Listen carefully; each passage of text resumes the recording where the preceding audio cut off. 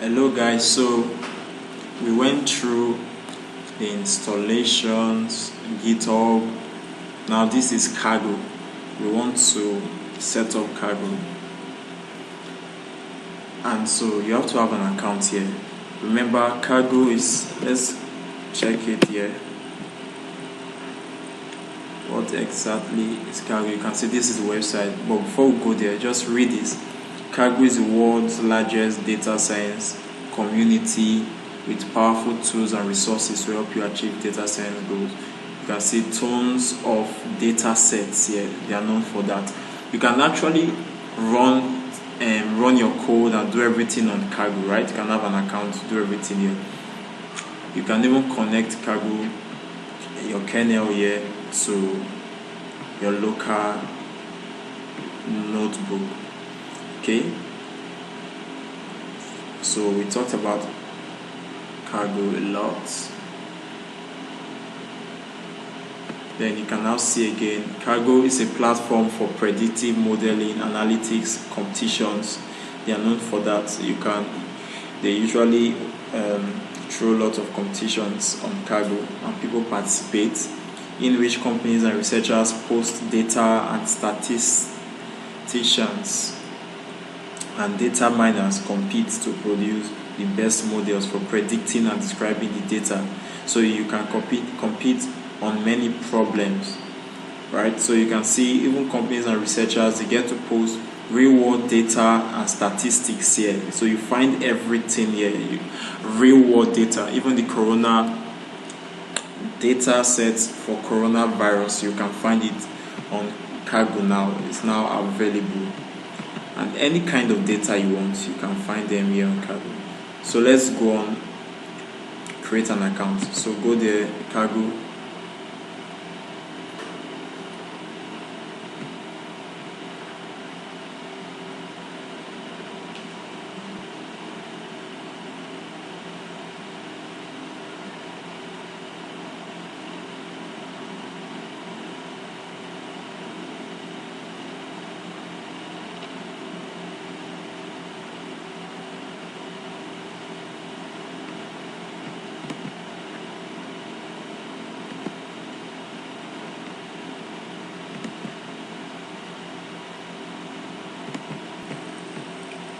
Okay, so this is it, and you can see the environment, kaggle.com. Help us better understand COVID-19. So you can see already there's a lot of work going around COVID, a lot of research going around COVID. So this is how it is. Inside Kaggle, you'll find all the code and data you need to do your data science work. Use over 19,000 public data sets and 200,000 public notebooks to conquer any analysis in no time. So you can see works that were done before and all. So Kaggle is like home for any data scientist. So Kaggle is like home for any data scientist. So let's go ahead to register. Open an account. Normally you register, you confirm your email, you sign in and all. Then you get to download a data set. So I'll just take you through the environment and make you familiar with the environment here. So this is Kaggle. You can register with Google, register with email. So just go ahead and do that now. You can pause this video and register when you are done signing. But since I have an account already, I'll just go ahead to sign in.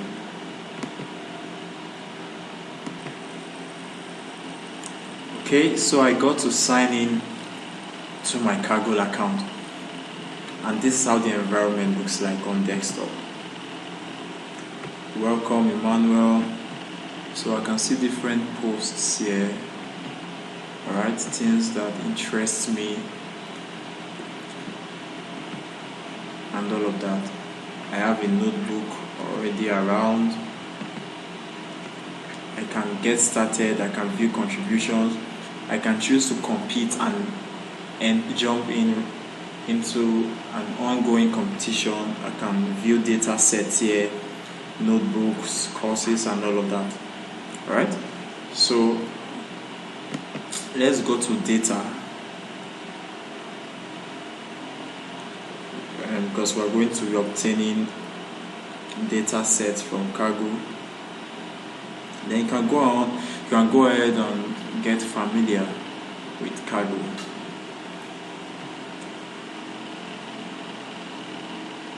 Find open data sets. So Kaggle is a very, very beautiful platform.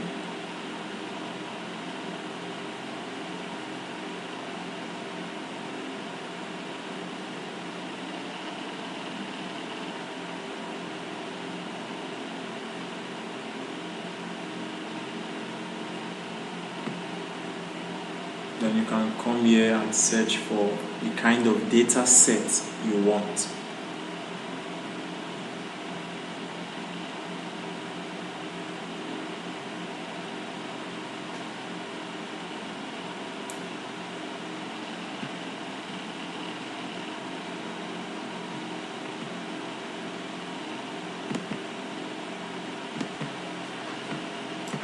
So this is it. You clicked on data, then we got here data sets. You can search for them here. Then you can see different public data sets. COVID-19 Open Research Dataset Challenge, US countries COVID data set. You can see this. This was uploaded 2 days ago, 3 hours ago, 9 days ago. Air pollution insurer, and all of that. So you can see different data sets here, just for you. Alright, so you would want to analyze, gain insight into the data, make predictions, and all of that. So let's try searching for movie lens from movie lens.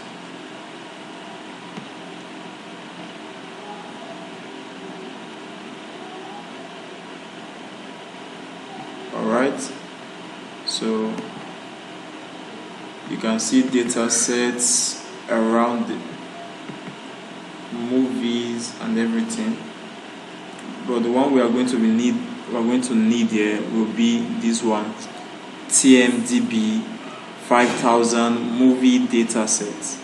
Alright, and you will click on that. You click on this to get this data set. This 44 MB. So just before we download, look at the background. Success of movies, as they are setting companies. So just make sure you read all these things. You find this is a great place to start digging into those questions, with data on the plot, cast, crew, budget, revenue on thousands of movies. So all this information, the cast, the crew, the budget, the revenue, you can predict which film will be highly rated, whether or not they are a commercial success. So everything is here for you. These are the data sources. This is one of them, 20 columns. This is another one, credits. This is movies, credits. 4 columns, 20 columns, and for this one of 4 columns you can see movie ID, title, cast, crew. Alright, then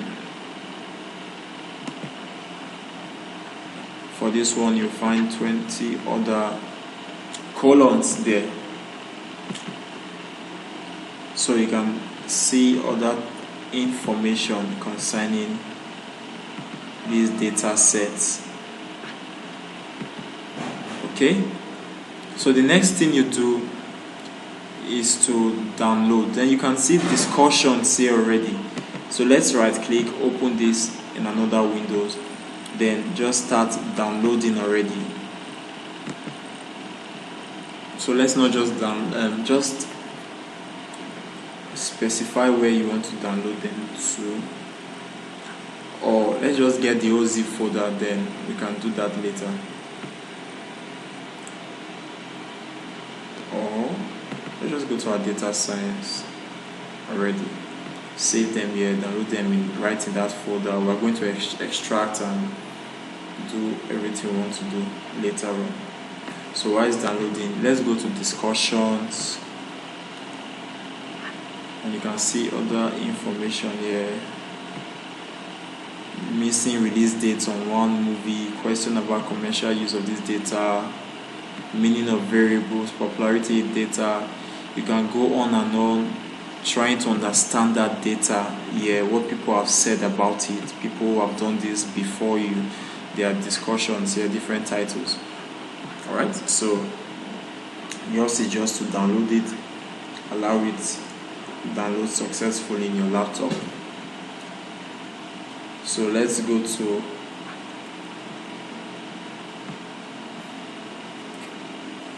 our desktop where we specified download location. That is our folder, and you can see mine is downloading already. Don't worry, when you see something like this checkpoints, it simply means the last checkpoint, just to help you to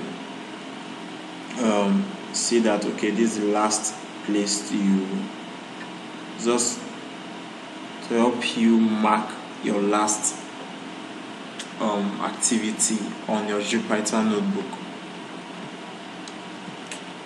Alright, so it's done downloading. So let's extract.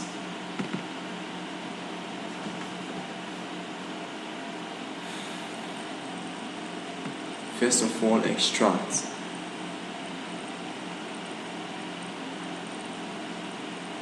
Okay, then this is it. Then you can now see this is in what? Is it Excel or CSV? This is CSV format.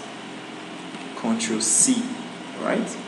Then go to your folder, you copy it. After extracting, you copied it from here, then put it in your data set. Control V, so you can see them here now. You are now in your data set. You can go ahead and move this one away. You can just leave it here. You will know what you need as time goes on. So this is all you need for now. Then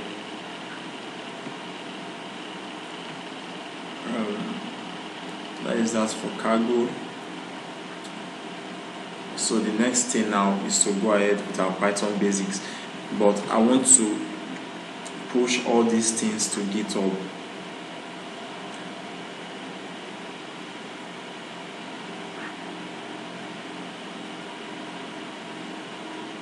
So let's go here just to show you how to work with GitHub, how to push these things right online. So just go to your account on GitHub, right? This is mine. Just go to github.com, sign in to your account on GitHub. Okay.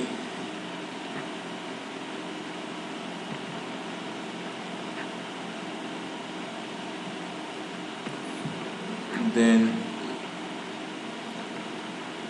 you can come right here to your Git bash. Okay, this is your GitHub, this is your Git bash, and it serves as a very good interface between your GitHub account and your remote repository, your GitHub repository, remote repository, and your local repository. So as you know, type cd, then this / is going to change to this. Then the next step, you say cd desktop, then cd data set, no, data science. You are there already. So let's git initialize. So you say git init.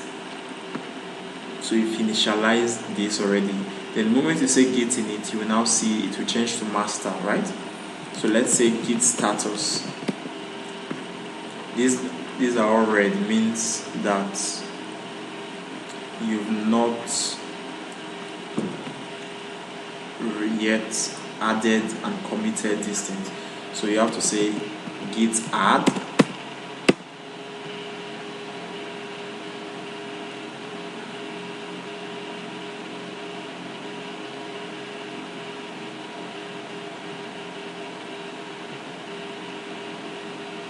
So you are adding these things now.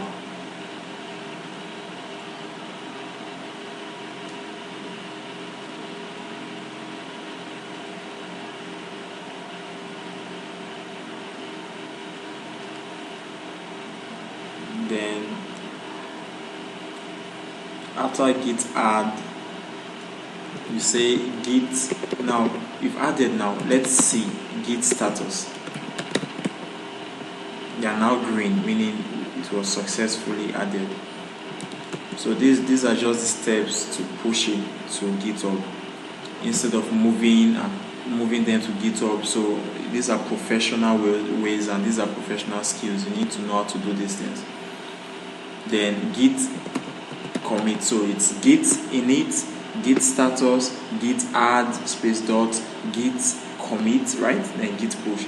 So this is git commit dash m. What's the message? I just created a iJupyter notebook file. Enter. So just to say what you did in that folder. Notice you are in the folder doing all these things. Then the next step is to push. Git push. But I've done mine before. So when you want to push, you come across something like this, git config. You need to configure these things, and I think I've explained this in the last GitHub class, but you'll definitely be directed to git push -u origin master. Could not read remote repository. Okay, this doesn't appear to be a remote repository. Okay, so we can sort that out. Let's go on to our repository here in your GitHub. So let's create a new repository. Let's call it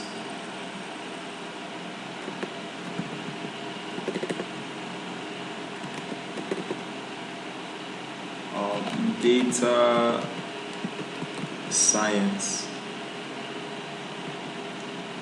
Then you can put a description, leave it as public, don't init readme, just create.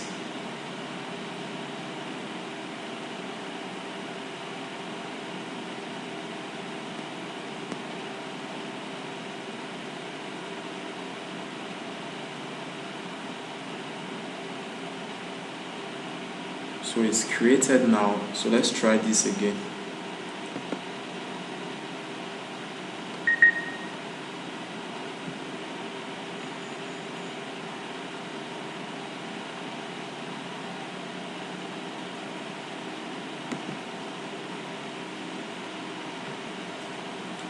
Alright, so that didn't work.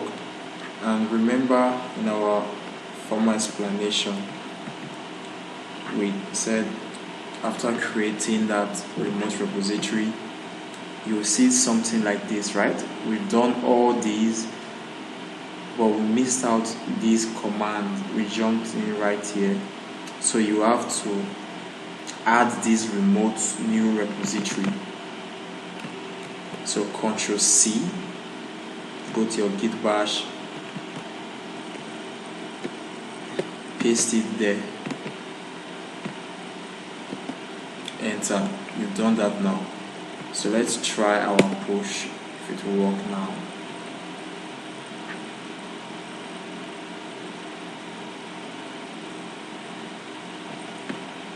Okay, so it's working now. So after your git commit, don't just go to push like that, alright?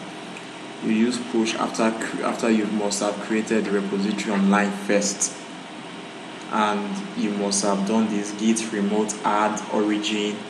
Then these, copy out the link to that repository, right? It ends with .git. So you can now see it's pushing all my files online. Okay, then if I just allow it to be done, then if I click on this again,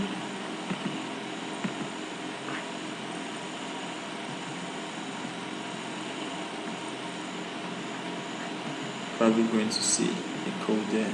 So let's allow it to finish writing and save it there.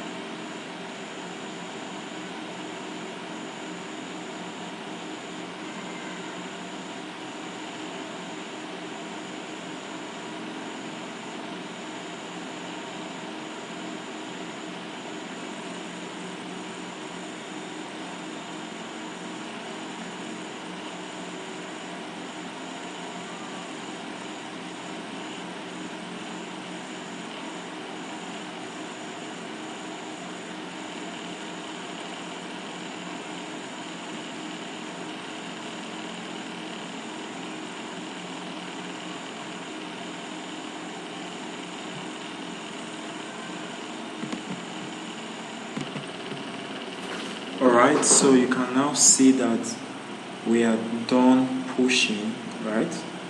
Then if we go to our data science and refresh the address bar and refresh, you'll see that it was correctly pushed. So you can see everything pushed to our GitHub. So even if your computer crashes tomorrow, you'll still be able to access all these things online, and you'll still be able to work collaboratively with other people. You can see our data set holds the same CSV files and everything. So as we're going to be working, we're going to be updating these are remote repository from time to time. So alright guys, this is all for now. So see you in the next video.